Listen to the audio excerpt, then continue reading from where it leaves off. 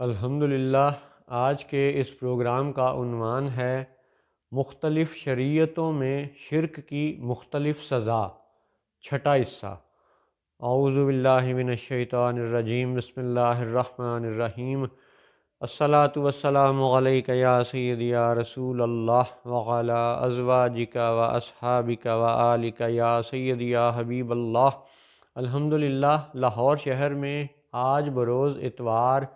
8 جنوری 2023 عیسوی کا دن ہے۔ پچھلے پروگراموں میں ہم یہ بات کرتے چلے آ رہے ہیں کہ ایک ہی جرم کی سزا مختلف شریعتوں میں مختلف ہو سکتی ہے، اور ہم اس کی مثالیں قرآن و حدیث میں سے دیکھتے چلے آ رہے ہیں۔ تو آج کے اس پروگرام میں قرآن پاک میں سے ایک مزید مثال اسی موضوع پر دیکھیں گے، گو کہ وہ شرک کے جرم پر نہیں ہے، شرک کے ظلم پر نہیں ہے، لیکن بات سمجھنے میں آسانی ہو جائے گی، پتہ چل جائے گا کہ ایک ہی جرم سابقہ شریعتوں میں اس کی سزا کیا تھی اور اب آخری شریعت محمدی میں اس کا معاملہ کیا ہے۔ اس کی ایک مثال ہے جی زہار کا قانون، زوئیں ڈنڈی والا ہے، الف رے، زہار کا قانون۔ یہ دراصل اس طرح معاملہ تھا کہ خطہ عرب میں صدیوں سے یہ رواج تھا کہ لوگ اگر غصے میں یا کسی کیفیت میں اپنی بیوی کو اپنی ماں کی مثل کہہ بیٹھتے تھے تو یہ بات ان کے ہاں طلاق کے متبادل یا طلاق کے برابر سمجھی جاتی تھی۔ یعنی ایک شخص نے اپنی بیوی کو اپنی ماں کہہ دیا یا ماں کے مثل کہہ دیا تو ان کے ہاں یہ طلاق تصور ہوتی تھی۔ گو کہ اس پہ ابھی بھی عدالتوں میں بڑی پیچیدہ اور لمبی چوڑی کتابیں لکھی گئی ہیں، لیکن ہم یہاں پہ قرآن پاک کی آیات کے حوالے سے مختصر اس بات کو اور اس مثال کو اس انداز سے پیش کرنا چاہتے ہیں کہ پتہ چل جائے کہ سابقہ شریعتوں میں ایک ہی بات کہنے سے طلاق ہو جاتی تھی، اور اب شریعت محمدی میں اس کا معاملہ کیا ہے۔ تو آئیے سورہ المجادلہ، جو کہ قرآن پاک کی 58 نمبر صورت ہے، 58 نمبر، اس کی ابتدائی 4 آیات کا مطالعہ کرتے ہیں، تلاوت کرتے ہیں، ترجمہ و تشریح دیکھتے ہیں، تاکہ ہمیں پتہ چل جائے کہ زہار کا قانون کس طرح سے نعت نبی ہے اور مختلف شریعتوں میں مختلف سزا کے ہونے کا کیا ثبوت ہے۔ اعوذ باللہ من الشیطان الرجیم، بسم اللہ الرحمن الرحیم۔ قد سمع اللہ قول التی تجادلک فی زوجہا وتشتکی الی اللہ واللہ یسمع تحاورکما ان اللہ سمیع بصیر۔ بے شک اللہ نے سنی اس کی بات جو تم سے اپنے شوہر کے معاملہ میں بحث کرتی ہے اور اللہ سے شکایت کرتی ہے، اور اللہ دونوں کی گفتگو سن رہا ہے، بے شک اللہ سنتا دیکھتا ہے۔ اب یہ ایسا ہوا کہ خطہ عرب میں ایک عورت کے مرد نے اس کو اسی طرح ماں کی یعنی مثل کہا، بیوی کو ماں کہا، تو وہ عورت روتی پیٹتی شکایت لے کر کے حضور نبی اکرم صلی اللہ علیہ وسلم کی بارگاہ میں حاضر ہوئی۔ تو اللہ تعالیٰ نے اپنے فضل سے یہ آیات نازل فرمائیں سورۃ المجادلہ کی، جس میں کہ یہ بتا دیا گیا کہ محض منہ سے کہہ دینے سے تمہاری بیوی تمہاری ماں نہیں بن جاتی۔ تو آئیے اب اگلی بات سنیے، دوسری آیت سورۃ المجادلہ۔ الذین یظاہرون منکم من نسائہم ما ہن امہاتہم ان امہاتہم الا اللائی ولدنہم وَإِنَّهُمْ لَيَقُولُونَ مُنْكَرًا مِنَ الْقَوْلِ وَزُورًا وَإِنَّ اللَّهَ لَعَفُوٌّ غَفُورٌ۔ وہ جو تم میں اپنی بیویوں کو اپنی ماں کی جگہ کہہ بیٹھتے ہیں وہ ان کی مائیں نہیں، ان کی مائیں تو وہی ہیں جن سے وہ پیدا ہیں، اور وہ بے شک بری اور نری جھوٹ بات کہتے ہیں، اور بے شک اللہ ضرور معاف کرنے والا اور بخشنے والا ہے۔ اب اس بخشنے میں جو آگے شرائط ہیں وہ اگلی آیات میں ہیں، وہ بھی سنیے۔ والذین یظاہرون من نسائہم ثم یعودون لما قالوا فتحریر رقبۃ من قبل ان یتماسا ذالکم توعظون بہ واللہ بما تعملون خبیر۔ اور وہ جو اپنی بیویوں کو اپنی ماں کی جگہ کہیں پھر وہی کرنا چاہیں جس پر اتنی بڑی بات کہہ چکے، تو ان پر لازم ہے ایک بردہ یعنی غلام آزاد کرنا قبل اس کے کہ ایک دوسرے کو ہاتھ لگائیں۔ یہ ہے جو نصیحت تمہیں کی جاتی ہے اور اللہ تمہارے کاموں سے خبردار ہے۔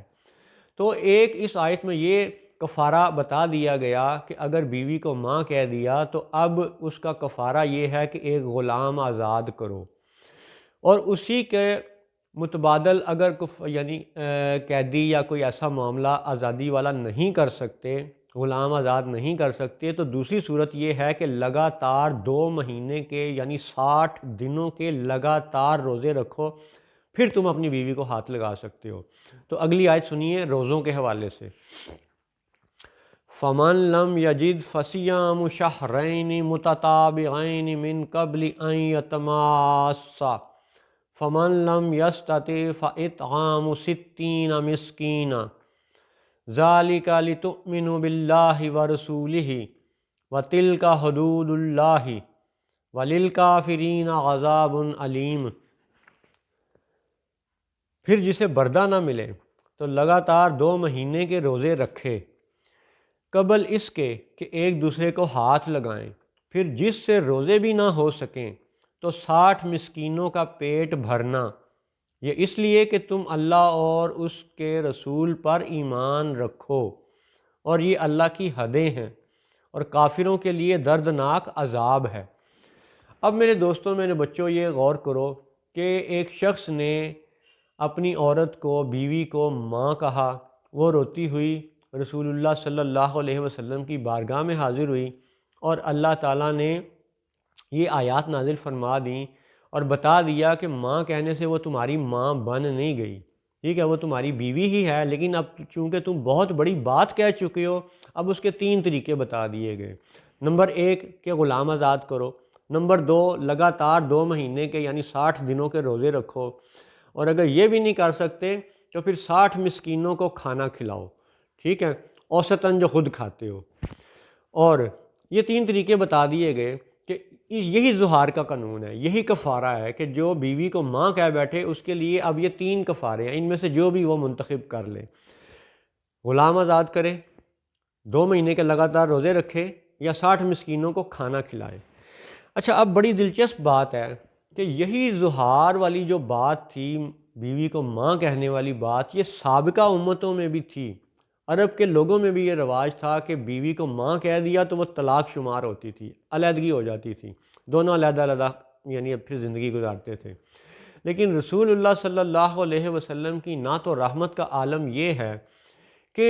اللہ تعالیٰ جو خود حدوں سے پاک ہے، جو حدوں سے ماوراء ہے، جس کی ہم حد متعین نہیں کر سکتے کہ وہ حد یہاں تک ہے، یہاں تک ہے، کہاں تک ہے،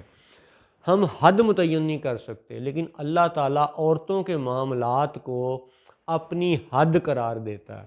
یہ ہے وہ تصور کہ جس تصور میں نجدیوں کا شرک کا عقیدہ تو بہت نیچے رہ جاتا ہے، شرک اور بتوں کی بحث تو بہت نچلے درجے کی بات رہ جاتی ہے، اور ابھی تو صالحین کی بات نہیں ہو رہی، ابھی تو انبیاء کی بات نہیں ہو رہی، ابھی تو ایک مسلمان عورت کی بات ہو رہی ہے کہ جو رسول اللہ کی خدمت میں یہ شکایت لے کر کے حاضر ہوئیں کہ میرے خاوند نے مجھے اپنی ماں کی مثل کہہ دیا ہے، تو اب آپ میرے لیے کرم فرمائیے۔ تو رسول اللہ کی کرم کی، رحمت کی شان یہ ہے کہ اللہ تعالیٰ نے اس عورت کی شکایت، بات، دعا، عرض معروض سن لی، اور یہ یعنی 3 طریقے بتا دیے کہ ان تینوں میں سے کوئی ایک رستہ اختیار کر لو تو تمہاری شادی نکاح بچ جائے گا، اور تمہاری آئندہ زندگی، تمہارے بچوں کی زندگی پرسکون ہو جائے گی۔ یعنی وہی جرم جو پچھلی شریعت میں طلاق تھا، اب رسول اللہ نے اس کا کفارہ بتا دیا، اب آخری دائمی شریعت میں اس کے 3 رستے بتا دیے گئے کہ غلام آزاد کرو، یا 60 لگاتار روزے رکھو، یا 60 مسکینوں کو کھانا کھلاؤ۔ گویا کہ آج کے پروگرام کا خلاصہ ایک تو یہ ہوا کہ ایک ہی جرم کی سزا مختلف شریعتوں میں مختلف ہو سکتی ہے، اور یہ سورہ مجادلہ کی ابتدائی آیات اسی بات کا، اسی تصور کا، اسی عقیدے کا ثبوت ہیں۔ خود باوضو ہو کے پڑھیے گا، دیکھیے گا، غور کریے گا، اور مزید سورۃ المجادلہ میں سے نعت یہ بھی ہے کہ وہ جو انا بشرم مثلکم کی غلط تشریح، غلط تعویل کرتے ہیں، ان کا رد بھی سن لیں، ان کا توڑ بھی سن لیں۔ نمبر 1، پہلی بات کہ انا بشرم مثلکم یہ ہر امتی کے لیے نہیں ہے۔ مثلا نبی کریم صلی اللہ علیہ وسلم کا کلمہ پڑھنے والے، ان پر ایمان لانے والے انسان بھی ہیں، بشر بھی ہیں، دیگر مخلوقات کے ساتھ ساتھ جنات بھی ہیں۔ تو جنات کا مسلمان ہونا ہم مسلمان مانتے ہیں۔ تو اگر جنات بھی مسلمان ہیں اور وہ آگ سے بنے ہوئے ہیں، اور وہ قرآن پاک کی یہی آیت پڑھیں انا بشرم مثلکم، تو کیا وہ امتی جو جن ہیں، کیا وہ یہ کہہ سکتے ہیں کہ یہ نبی ہمارے برابر ہے؟ وہ تو آگ ہیں، جن ہیں، اور نبی بشر ہیں، خاک سے ہیں۔ لہٰذا انا بشرم مثلکم کی جو تعویل وہابیوں دیوبندیوں نے کی، وہ قرآن پاک سے اور حدیث پاک سے نامکمل بات آگے پہنچانے والی خیانت کے مترادف ہے۔ اور حقیقت یہ ہے کہ رسول اللہ کے امتی جن بھی ہیں، اور اگر جن بھی ہیں تو پھر انا بشرم مثلکم کی تعویل ہر امتی کے لیے ایک جیسی نہیں ہو سکتی۔ دوسری بات کہ یہاں پہ آپ دیکھیں کہ ماں خاک سے بنی ہوئی، بشر، وہی مٹی، وہی 2 ہاتھ، وہی 2 آنکھیں، وہی پشت، ٹھیک، بیوی مٹی سے بنی ہوئی، وہی ہاتھ، وہی آنکھیں، وہی پشت، خاکی بشری پتلا بیوی کا بھی، خاکی بشری پتلا ماں کا بھی، لیکن دونوں برابر نہیں ہیں۔ اگر ایک مسلمان نے اپنی بیوی کو اپنی ماں کے برابر کہہ دیا تو اب اسے کفارہ کیا دینا پڑے گا اس آخری شریعت میں؟ یا غلام آزاد کرے، یا لگاتار 60 روزے رکھے، یا 60 مسکینوں کو کھانا کھلائے۔ اب آپ قرآن و حدیث ہی میں سے جب دوسری مثالوں پہ غور کریں گے تو آپ کو پتہ لگے گا کہ قسم کا اور حج اور عمرہ ملانے کا اور مختلف چھوٹی چھوٹی باتوں کا کفارہ اس صورت میں ہے کہ کہیں پہ جناب 10 روزے رکھو، کہیں پہ 3 روزے رکھو، جمع 7 روزے رکھو، پھر 10 مسکینوں کو کھانا کھلا دو۔ قسم کا کفارہ، قسم توڑ دی تو کیا کفارہ ہوگا؟ تو وہاں پہ تھوڑے روزے ہیں، ٹھیک ہے، تھوڑے مسکینوں کا کھانا کھلانا ہے۔ لیکن یہاں پہ بیوی کو ماں کی مثل کہہ دیا تو یہ ظہار کا قانون کیا ہو گیا کہ اب 60 لگاتار روزے رکھو یا 60 مسکینوں کو کھانا کھلاؤ، کیونکہ تم نے بیوی کو ماں کے مثل کہہ دیا۔ تو اب یہ بیوی اور ماں کا معاملہ ہے، یہ ابھی نبیوں کی بات نہیں ہو رہی، ٹھیک ہے۔ تو ایک جیتی جاگتی مٹی کی مورت کو ایک جیتی جاگتی مٹی کی مورت سے تشبیہ دی، اس کے مثل کہہ دیا، تو 60 مسکینوں کا کھانا یا 60 لگاتار روزے یا ایک غلام آزاد کرنا، ٹھیک ہے۔ تو